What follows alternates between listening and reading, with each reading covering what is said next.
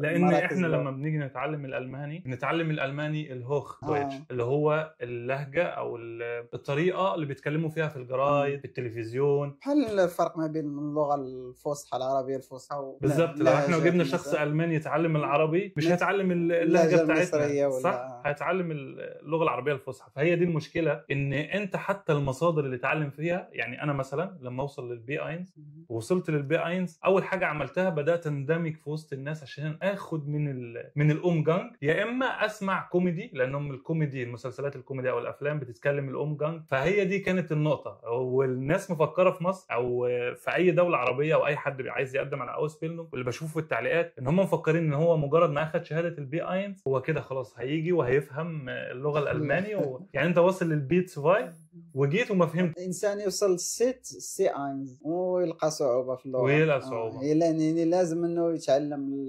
لغه الشارع ولا لغه الشارع او يندمج اكتر، صح كده؟